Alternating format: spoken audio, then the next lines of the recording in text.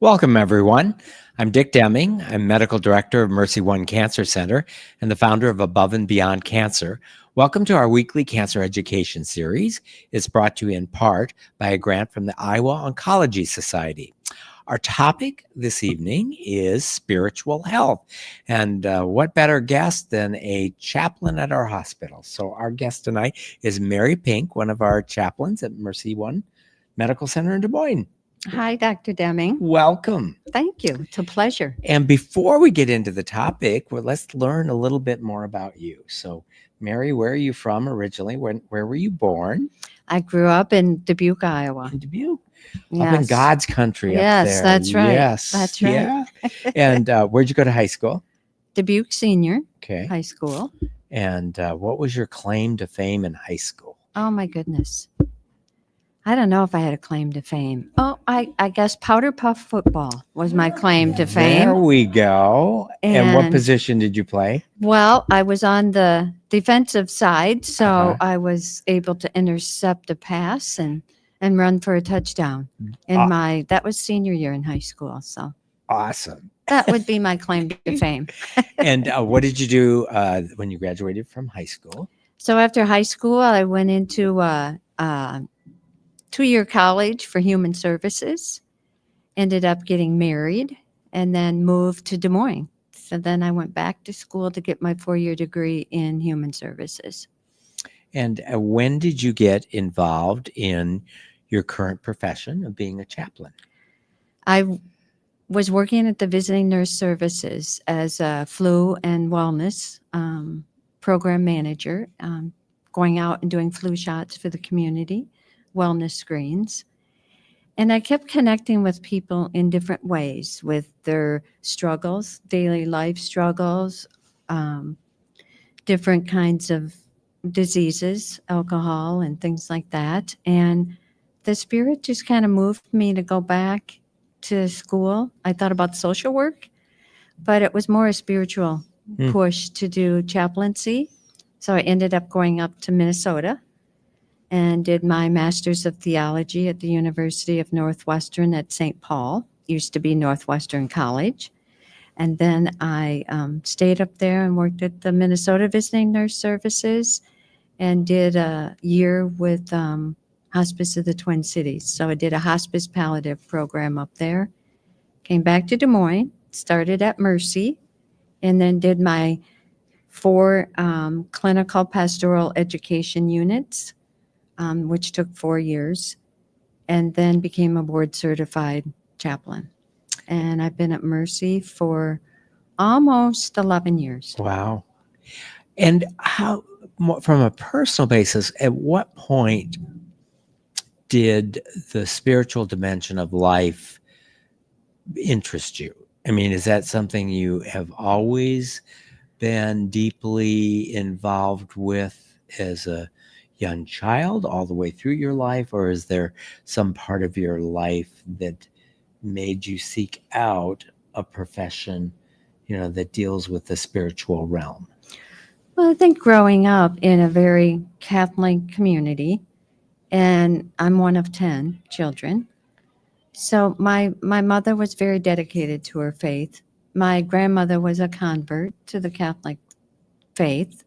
They were instrumental women in my life, along with my aunt, who was my mom's youngest sister, who had a love for nature and beauty. My grandmother did too. So I think my connection with those 3 women and the love of the connectedness and spiritualness of nature and our faith in God at a young age just kind of brought that to light. But I started my journey in human services, so I always knew I wanted to connect with people. Mhm. And the spiritual side of it kind of came as a bonus in a way, but yet as a real push to do more and to run to the issues of struggle and, in a sense, now in my chaplaincy trauma. So you grew up in a very Catholic community, Dubuque, and you're one of 10 children. How many children did your parents have? Do you have lots of aunts and uncles? No, my mom has had a brother and a sister. There's Okay. only 3, Okay. and my dad only had a sister. Okay. So they got together and had 10. So in your group of 10, are there any other spiritual professionals, such as priests or nuns or other? No, No. Okay. no.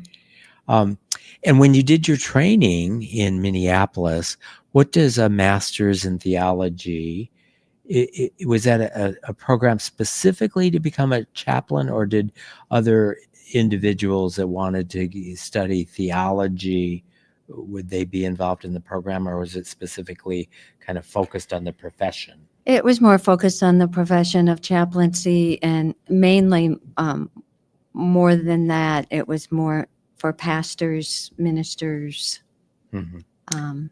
It wasn't a Catholic college. Right. So it was open to So it was open to all denominations and all. But was it Christian Yes, focused? yes. Would all of the applicants be? Yes. Billy Graham was the president at one time. Oh, really? Okay. Mhm. What would you say you learned about either your faith or spirituality in general as a consequence of your master's program? I think the best part of my master's program was the diversity of learning about other faith denominations, when I did my first unit of clinical pastoral education, my mentor was a Buddhist chaplain, woman Buddhist chaplain. She was amazing. And I learned a lot from her. Mhm. Kind of the meditation, the spiritual side of life and of journeying with people that are sick. Several times as you were describing people that were important to you, and you talk about your mother, your aunt, maybe your grandmother, and you mentioned beauty in nature.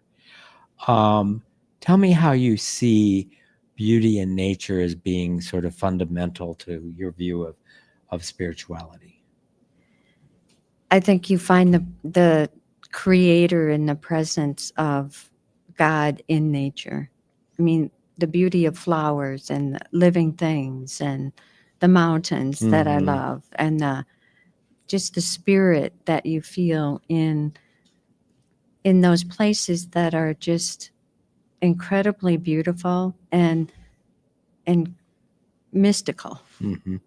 I think Thomas Aquinas said the beauty of nature is the footprints of God. Mm-hmm. And many religions, I mean, that's especially Buddhism, and the interconnectedness of everything, Yes. including the beauty of nature. Right. Yeah. And the meditations, there's so many different faith backgrounds and different religions, and that really focus on meditation and the beads and different ways of finding connection with your spirit and soul and connection with a higher power. So we're going to talk more about spirituality, but let's focus a little bit on the profession of being a chaplain. How would you describe what the roles, responsibilities, what's the job description? What does a normal day look like Oh, wow. for a chaplain? That's a big question, Well, Dr. Deming. You've got I've got lots. 45 minutes Yeah. to answer that.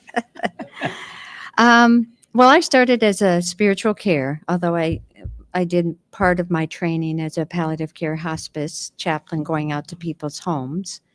That's a little different than a hospital setting. But the role of a chaplain is best described as walking alongside of people, being part of the interdisciplinary team and integrating yourself into that to be one of support, one of connectedness. The everyday life of a chaplain is to really just learn about the patients, listen to the clinicians, the physicians and nurses, to get an assessment or an understanding of the disease process that patients are experiencing. And then it's delving deeper into walking alongside that patient and family. And it's not just the patient, it's the family. We Mhm. deal a lot with helping the families to cope, helping the families to understand what the diagnosis or disease is of each individual patient or their loved one. And so it takes on many different aspects and different, a lot of different relationship Right. skills. And your conversations and your support is not specifically related to the person's, is not limited to just the person's thoughts about their religion, theology, or spiritual nature. I mean, in many ways, you serve as a mental health counselor, a social worker, a communicator. Correct. It really is more getting connected to the person, letting them be at ease, to be comfortable and trust you, because you can advocate for them in many ways. Advocate for treatments, advocate for no treatments, advocate for, many different areas of their life, and helping them to walk through it with their family, to help them understand more about where they're at and where they want to be. So, in the outpatient setting, and so in addition to being a chaplain at the hospital, Mary also sees patients, cancer patients in our cancer center who are interested in spiritual counseling.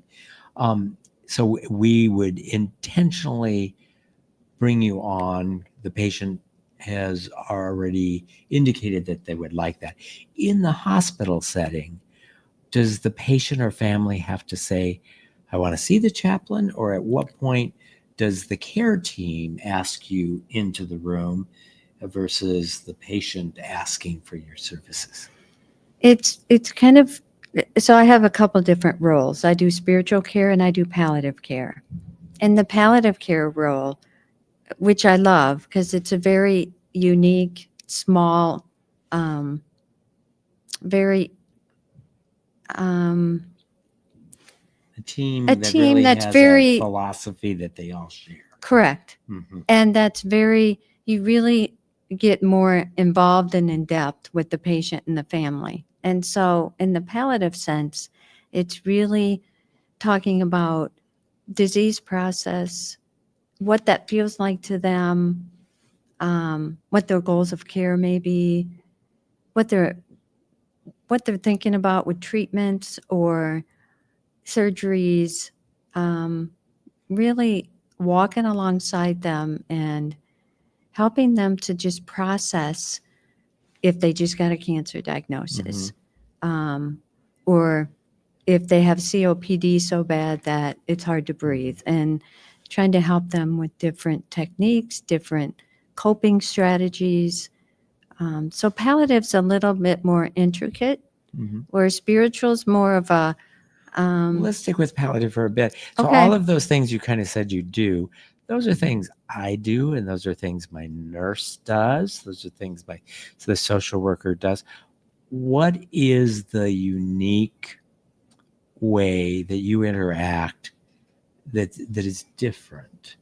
I mean, I think some people might think, oh, a chaplain just talks about God and death and heaven and hell and afterlife and what's your theology and helping people. I know that what you do is much broader than that. I would imagine you have lots of conversations where theology and God and afterlife are not part of the conversation, but I suspect that you are prepared to help patients who may want to have a conversation about those issues. Right. I think a lot of the times with disease processes that patients are experiencing they're angry. They're angry at God. They're angry at the disease. They're wanting to know, why me? Mhm. Why does something like this happen if there's an all powerful and all loving God? Correct. Mhm. Correct. And will my life still have meaning and purpose? How much time do I have left to, if I haven't felt like I have had meaning or purpose, is there still time to create that? their life experiences, sharing their life story. You know, what they did, what was most joyful to them, what was most times of struggle. So different experiences, whether it's professional or personal or family struggles, relationship struggles, all of that kind of comes out when they're processing through different diseases. And as you mentioned, and we've done programs and conversations with palliative care providers, and the approach of the palliative care team is all about this quality of life and meaning and purpose and joy. And even, as you said, as you are approaching death, and no one can predict, but as you approach death, especially as you are living with a disease that is incurable, it brings the whole concept of mortality into the room. And that's a question of, significance and meaning. Correct. And I think, thinking through even recently the patients I've worked with cancer diagnosis, a lot of them have been young. So younger individuals look at life and their mortality and why me and all of that a little bit differently than maybe someone a bit older. So we are living here in Des Moines, Iowa, and by virtue of the population, I would say most, if they were forced to check a box, would probably check Christian as their religion, but we do have many other religions. But I would say let's just stick with the Christian religion. So I was also raised Christian and Catholic, and I find that even though the theology of being a Christian is that things are going to be really good after death, but I find that most individuals don't take a lot of comfort in that theology, and aren't maybe deep down sure of what's going to happen. And if you look at the statistics of young people now, more people would probably check a box of none if you were asking them to choose a religion. And they may, even if their parents were Christian, and even if they went to Sunday school, or they don't find that they have a connection with a particular church. Are you finding how does that form of being a Christian, or not claiming you are of any particular religious group, how did they approach a conversation with a chaplain? Well, I always like to say to people when I start to talk to them about their situation or where they're at is, I'm here to support you in whatever that looks like for you, whether you're Christian or Buddhist or no faith. And that just kind of opens up the door to really talk about more how we started this conversation about the spirituality of people, the soul. Where do they find comfort? Is it in nature? Is it in hanging out with my best friend? But where do they find a sense of the creator or the spiritual? And so it's really kind of delving into their concept of the higher power and what that looks like. It could be, my best place is not in a church or in a building that resembles a church. It's walking and talking to God as if I'm talking to my best friend who's walking next to me, or it's being out in nature, or it's taking a bike ride, or it's gardening, so people take on many different ways of looking at the creator, or where they gain their trust and their connectedness to a higher power. So you mentioned that in your role, you kind of have two subcategories. One is you work with the palliative care team. So if they've requested palliative care to see the patient, you would automatically be part of that team that would evaluate the patient. And then your other role, how would you describe the other role with patients that's not palliative care? When are you brought in? There clearly are too many patients in the hospital for you to see everyone. Right. How are you brought onto particular patients' teams? Not in the palliative care round. It's more like traumas, um, codes. So it's more on the Urgent. urgent need Mhm. of things. Mhm. Sometimes you're brought in for advanced directives, medical Mhm. power of attorney, helping social workers try to help find who the POA is.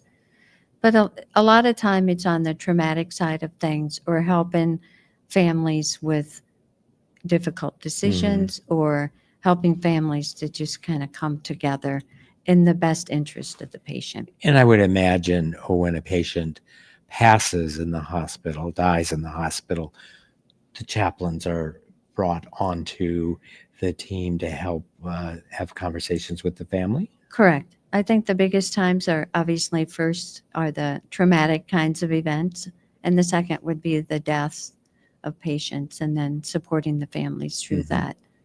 And Time. what about the ICU? Is there a chaplain dedicated to the intensive care units? Because that's a time of often trauma or urgent, serious illness where death is a possibility. Right. Yes. We have dedicated chaplains to those specific areas and then to the emergency department where most of the traumas, obviously all the traumatic experiences come into.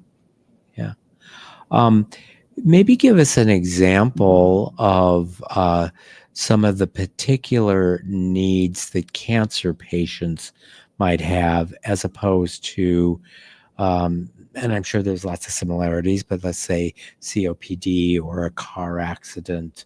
What,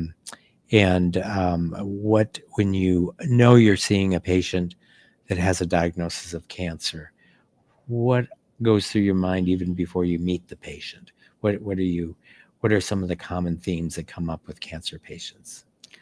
I think, what they're kind of the staging where they're at with the disease process, is that kind of helps you to gauge maybe where they might be in how they're accepting or not accepting or struggling with the diagnosis. And for me, it's really going in and seeing where I can find the connection to a higher power, and yet also to connect with them to get them to trust and know that they have a supportive team and they have a chaplain that's going to walk with them Hmm. and focus on what they feel is most important to them. So if you see one of my patients in an outpatient setting, you have the ability to look at my consultation and see sort of where they are on the cancer journey. Is it stage 1? Is it stage 4? Does that give you some background, or do you prefer going in and letting the patient tell you the story of their cancer? I prefer going in and letting them share. Mhm. And in fact, I do that probably more often in the hospital setting as well. I like to go in and just have a conversation and let them share what, as I said, most important to them and most concerning for them. So on different levels, right? Either the overwhelming, maybe anxiety time of it, or maybe some of the life lessons that they're learning along with the disease process and as they're getting, you know, acclimated to this new world and this new undertaking that they're going through with treatments or thinking about all that. Mhm. And sometimes it takes establishing a relationship with the patient before you can get into Right, some of the deeper work. You can meet with them the first time, but you got to gain their trust, and they right. get to know you, and then the relationship becomes therapeutic, and then you can work on deeper things. It must be tough to show up. There's just been a death, and you show up with the family, and it may be your one and only interaction with them. Right. Correct. I think that's right. I like the palliative care side, and and more journeying with people, Where you get to where you get see that them over. relationship. Mhm. And I'm a relationship builder. I like to build relationships with patients and families. I like to know about their histories, their stories, because you can learn. Not only, I always say to the patients too, I I get more from them than I feel I give to them. Works in both directions. It sure Just does. like a hug. You maybe reach out to give somebody a hug that really needs a hug, but guess what? You get a hug That's in the process. that's right. One of the things that, in my outpatient setting, I can set aside an hour of time, and even on the first visit, during the course of an hour, you're building trust and you have a relationship. When I go over to the hospital to see a patient and I go into the room, I always try to find a chair that I can sit in, but you've got pain medicines and the bedpan needs, and they're getting taken for radiology, and sometimes you never have the luxury of sitting in it for an hour with a patient that's an inpatient. At least that's been my experience. There's so many things going on. How do you uh, uh, deal with trying to have a conversation that requires some time and air to breathe in the hospital setting? I think once you get to know the hospital dynamics, you learn what's the best time to go see a patient. And first thing in the morning or early morning in that window from 8 to 10 is probably not the good time to go. Right. Yeah, the docs are making rounds and putting the orders in, and the nurses are doing it. So, Right. yeah, so being in the hospital, you can kind of stop by, and if it's not a good time, go visit another patient and come back again. Correct. Yeah. Yeah. As a consultant, I'm sort of trying to fit in between and rush over there, and then sometimes it's not the right time. Right. Yeah. So it's just you learn the routines of a lot of different physician groups or, different testing, things like that. Let's talk more about the common themes or some of the different themes that come up with talking with cancer patients. I mean, we've talked about mortality, facing mortality.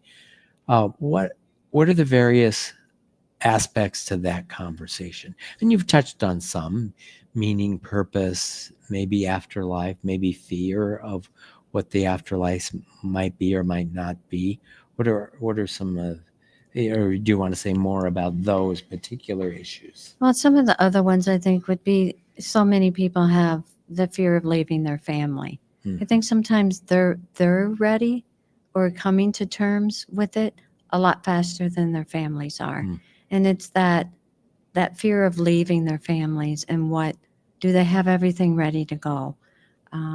I've had in fact, recently a couple patient situations where the patient knew that time was of the essence and was really working hard to get all the paperwork and all the necessary things that they felt they needed to accomplish before they died for their wife. Mhm. And that weighed heavy on them. And I think you see a lot of that when you visit with patients about their diagnosis and getting that completed. And in fact, the one patient ended up getting it all completed, all notarized, and the next day he passed away. Mm. So, as you mentioned, with the palliative care team, you've got a team that not only is providing this psychological support, but you get the pragmatic issues of durable power of attorney and notarizing, and help them deal with the pragmatic issues of even, funeral planning, etc. Correct. And that is often of more concern than, what do I think heaven's going to be like? Mm-hmm. I mean, they wonder about what it looks like, what it will be like. Most of it is a place of beauty, a place of peacefulness, a place that there'll be no more pain and suffering. That's what they share most often. So I grew up in in a theology, at least when you're a little kid, it's like, you know, maybe you got a 50-50 chance of this beautiful heaven, or fire and forever. And there was more of like, okay, you got to do these things or else you're going to hell forever. Do you have individuals in this day and age that worry about that? I think more people think that if there's a heaven, and then there's almost like a nothingness, Mhm. that there's really nothing afterwards. We just die, and that's it. So And not a there's lot of people are worried about eternal damnation. No, I do not hear that. Okay. What are some other common themes of conversations you have with cancer patients? I think trying to live their best life, living a quality life with the time they have left, knowing that they don't really know, how much time they have left, or if their, treatments are working, that maybe they go into remission, or maybe there's a time where they can be free of the cancer, or it's, curable. But I think it's more of a really stepping back and looking at life, valuing day to day moments, not looking so far ahead. In fact, not even looking past today. Right. Focusing on the importance of each moment and Mhm. each hour. Yeah. This moment right now, we have everything we need in this moment if we're not worrying about who dissed us yesterday and what might happen tomorrow. Right. And Right. And journeying with a good friend who he focused on the beauty of family and spending time with grandchildren and being out in the woods, and all of that brought great joy. Nothing else mattered, because when it comes down to it, it's about who you want to spend time with and what you want to spend that time doing. So you shared with us that you were raised in the Catholic faith and you're working in a Catholic hospital. But as we've already said, not everyone in our hospital is Catholic. Not everyone is even Christian. Could you share maybe some examples of how you might have a conversation differently if you know that the person is a Hindu or is a Buddhist? Mhm. How do you approach conversations differently? Is there any sense of curiosity of the patient when you do you describe yourself as the chaplain when you come in? What expectations do they have when they think the chaplain is coming to visit them? Well, they have a fear that they're dying immediately, Mm. and that's why the chaplain's coming. Yeah, the chaplain's coming to see So me. I This must be can't dying. good. Right. Okay. Can't be good. I must be dying. Mm. I must be, they're must going to share, worse news than I already have, so it's not usually positive, Oh, yeah, I didn't think about that. They're not thinking, introduction. oh, this is a kind, caring person who's just coming to talk to me. Right. They're Which going, is why I "Hmm, always kind of say, I don't always introduce myself as a chaplain, uh-huh." especially the palliative care team. I'm part of the palliative care team. So I have a name tag that says underneath physician. Right. Did you have a name tag that says I do have chaplain? it says palliative care and it does say chaplain, but I Okay. think people look at the name and the area that you're in. Mhm. Like, so mine says palliative care. So they see that I'm But part even of that that word team. can scare some people. Some people. There is a definite misunderstanding of palliative care Yeah. in today's world. So back But to the back question to I the interrupted. question Yeah, you come in. is I think one of my most recent best conversations and experiences I had was with a Muslim patient. And again, it's going in and sharing about, I'm here to support you, whatever that looks like. So I get to know the patient, the family, what's important to them, and then kind of bring in, the faith background. And in this particular situation, it was a daughter, and she was very interested in Christianity, and she had read the Bible. And I have looked at the Quran and looked at some of that. And so we really started to kind of share back and forth about the similarities. Mhm. And so it comes down to looking at what are the similarities, not the differences. And how does it look and how do we share in that in as patients and families dealing with very difficult situations and very difficult diagnoses and illnesses. Do you have what part of your job brings you the most joy? Patients and families, for Mhm. sure. Yeah. Although I get great joy from interacting with colleagues and helping them to see the beauty that each patient and each family brings. It can be pretty daunting for them on a daily basis Yeah. to deal with the questions and having to share the not so good news and how to take all that on and still provide that, build that relationship and understanding. And so it gets hard to be the deliverer of difficult news all the time. And I love helping them Mhm. walk alongside them to be a part of those conversations. And I imagine that you can be a comfort to staff too. Let's say a traumatic death, and the staff has just, been with the patients and the family and working to save the life, and it doesn't go well. There's, working with the family to help them as best you can after the death, but then the staff also is struggling and hurting and suffering. Right. Because it's that, for them, it's not the outcome they wanted. And they worked hard to make sure that that life was not ended, that they saved it. And it doesn't always come out that way. And so it's a great distress for them to work through those feelings of grief and loss right along with the families. Because a lot of the nurses, you work 12-hour shifts, or doctors that are there at the bedside, sharing so much news and so much of their illness or their health assessment, that it's hard to not get involved and get comfortable and learn more about the family, and they become a part of Right. your You family. are emotionally affected. You do have a relationship, and when you lose a patient, there's a grief and remorse. Yes.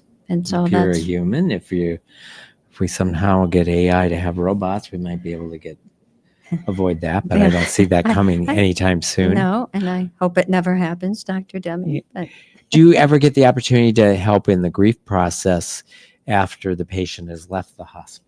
yes, in fact, in the palliative care side of it, Mhm. we continue to, if they want to be followed in our outpatient clinic, so we can still follow them. I have patients that I still connect with, or And what about surviving family members? Let's say the patient passes. Do you have the opportunity to help the surviving family members with grief counseling? on the palliative care side, we do bereavement Yeah. for the following year afterwards. So if there's a patient that's a palliative care patient and they pass away, we follow up with the family and the spouse or children, whatever. And do you provide any services in the outpatient palliative care clinic, which we have over in what we call the East Village? Right. If patients want to continue to see me, if they've seen me in the hospital as a chaplain, they do. Some of them do want to continue to see me in the outpatient side of it. So I will go to the clinic and meet with them. Good.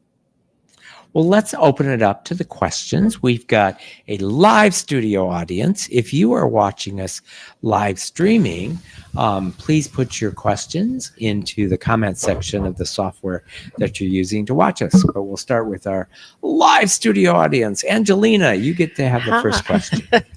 Well, I love listening to you talk and end up drawing Jesus on my paper.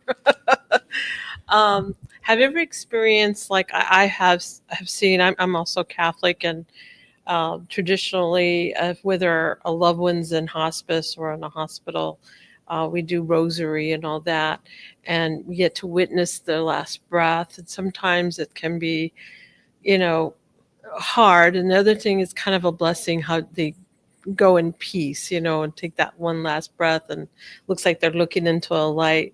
Have you ever experienced those moments with people passing? Yes, quite a few of them actually, where either we're praying. I've had situations where I've been praying with a patient, and after we finish praying, myself and the family, the patient dies. And for the family, that brings great peace because they feel like that's what they were kind of waiting for that final prayer, that final send off, and then they can go knowing that their family was all present with them. That reminds me of the situation of near-death experiences. So I was listening to an interview with the author Sebastian Unger. He was famous for writing The Perfect Storm. He has a book out now because he was involved in a medical situation himself and had a near-death experience and came back. So he has researched it in this concept of this great serenity and peace that happens and then being brought back. But this idea that many people who've had a near-death experience and have survived it see this beautiful, peaceful place. Mm-hmm. Have you ever worked with patients that have had that experience? Yes. In fact, either they've had CPR done and they come back from that, and when they were, being worked on, they see, beautiful images or Mhm. beautiful flowers, or there's many people And that oftentimes experience they also see like a loved, loved one, one. who had passed as Right. part of this experience. And some of them talk about the fact that they have seen Jesus, and he tells them it's not time, and he's sending them back. And they say to me, Mary, you probably think I'm crazy. And I say, no, I don't. I think Mhm. a lot of people can experience those things. Yeah. More so than we realize because people are afraid to share them. Mm-hmm. Right. The question is George. The question about faith with a cancer diagnosis or another terminal illness, do people with strong faith tend to fight the battle better? Do they have better outcomes even if they don't have to worry about faith? It's in them, it's intrinsic. That's not something that they're deliberating at the end, as an example. I think it depends on each individual. Some patients have a very strong faith, and sometimes they're the most fearful. And I think maybe because, kind of like Dr. Deming was saying, they grew up in a faith that maybe there was a fear if you did something wrong, you did too many things wrong, that you will be condemned to hell. And I think there's a real battle that goes on sometimes with people of great faith of, well, there is a hell and there is a heaven, and where am I going to end up? And how do I make sure I end up in heaven and not the other side? So I think there's a battle that goes on for people of great faith. And I also wondered if you could maybe share your early impressions of the new Pope and how that applies to being a hospital chaplain, that particular discipline. I think the new Pope it's yet to be revealed, right, what he'll do. But I think people are, the more he kind of speaks and does mass, I think they're very optimistic of what he will bring. And I think that is one of bringing more collective understanding and not so much division, but unity, which I think we need in all areas of our world. It sounds Ron. like maybe a lot of people you see have no spiritual beliefs. And has there been any interest on their part when it's getting towards the end of being open to more instruction on spirituality? Yes, I think when people are getting towards the end, they look for that connection more, whether it be with a minister, a priest, or a pastor, and sometimes a priest, and they may not even be Catholic, but it's that connection to talk to someone that can help them understand more of what they may have missed and how they can get more connected before they pass away. I've got another question I always kind of wondered about. My grandmother lived to be 100, very late in her life, maybe Mhm. 90 plus. She converted to Catholicism. Matter of fact, she was in the front row in her wheelchair at the airport when the Pope arrived. Wow. Yeah. What about that conversion late in life? What about conversion as they're staring down death at the end? Does that happen a lot? And do you guide and direct people through that process? I think it happens enough. I think people get to that point, and then I'm a believer that God welcomes all. If people are truly, He knows our hearts, so He knows what we're thinking and feeling, and if we're truly ready to be accepting of Him as our Lord and Savior, I think He's right there, and I think He provides that comfort that people are looking for. And I offer that to people. I share with them, you may not have lived a life of, and it doesn't necessarily always have to be church going, because as I said, some people find it in different ways, but they look to that connection and knowing that they want to learn more about it, but to be reassured that even all the way up to the end, Jesus, if they ask for it, they will be welcomed in, that Jesus will be there to forgive them and help them. Yes, Boone. Do you ever have someone that's a non-believer who wants to just work on meditation? Yes. And that's part of, some people are getting to be holistic. And so they look at more the meditative, the different ways of, whether it's feeling the earth with sand or rocks, or, there's all kinds of different ways people feel connected to the earth, which again is a connectedness to the spirit and to God. But what they call it is that meditation of feeling the earth in their hands, or having that comfort of the soil, right? I mean, a lot of gardeners feel that and feel a real connection to God in the soil, and that connection to the presence of a higher power. And so we do have a lot that try to focus on that, and we just help them to come up with ways to help us to help them. So help me understand what would make you comfortable, what I could bring in to share, what that looks like for you.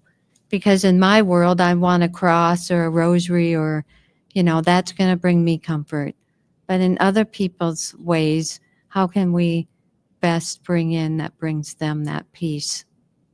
Mary, do you have any practice of some form of healing touch? And maybe it's just, do you have a style by which you like to hold their hands if they're open to it, or rub their feet, or any more formal healing touch, whether it's Reiki or any other form? Is that something that you practice in your practice of spiritual care? My way, I think, is more just making sure. I mean, I try not to stand, but sometimes the rooms, as you mentioned, Dr. Deming, are pretty small, and you have to stand.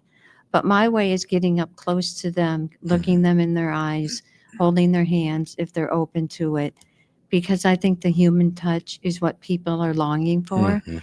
And at the end of their life, or when they're having a difficult time, they want the human touch, whether that's holding hands, a hug. And most people are very open to that.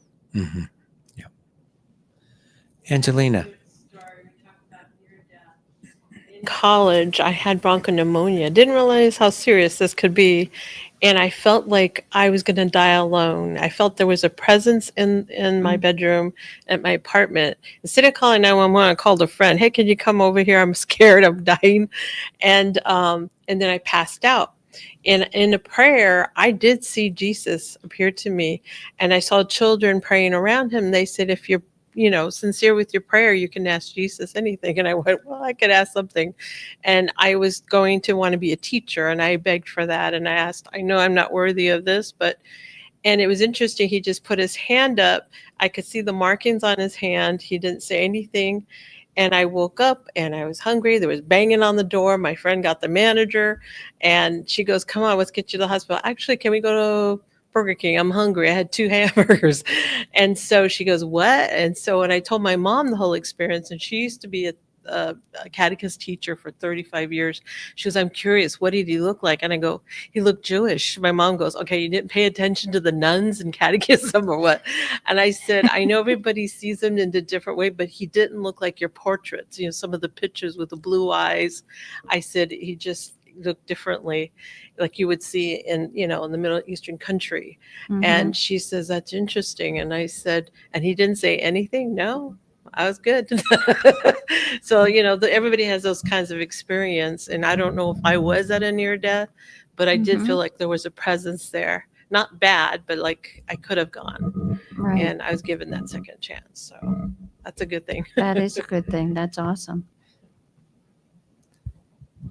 George, do we have any questions from our virtual studio audience? Okay. Any other questions from our audience? Then I'll get to have the last question. So, if you could redesign the American healthcare system, Oh my goodness, Dr. Dillon.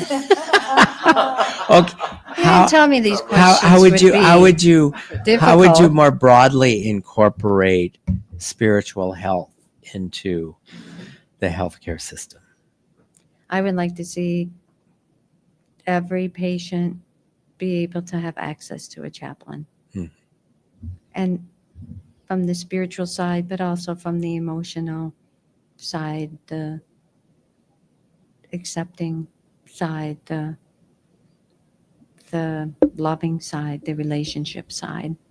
I think if we could incorporate more of our spiritual health into what we do and how we do it in healthcare, would be beautiful, taking time with the patients, having more time, and pausing after difficult times and really taking a step back and looking at the big picture of a life lost or, the struggles that we go through as healthcare providers. Thank you. Thank Yes. you. Mary Pink has been our guest, one of the chaplains at Mercy One, and also sees patients for spiritual counseling at the Mercy One Richard Deming Cancer Center. So thank you for Thank all you you. do for our Thank patients. you. It's a pleasure. If you know someone that would benefit by watching this program, you can watch it on demand beginning tomorrow at the Above and Beyond Cancer YouTube channel or at the Mercy Cancer Center website. I hope you'll join us again next week. Thanks, everyone.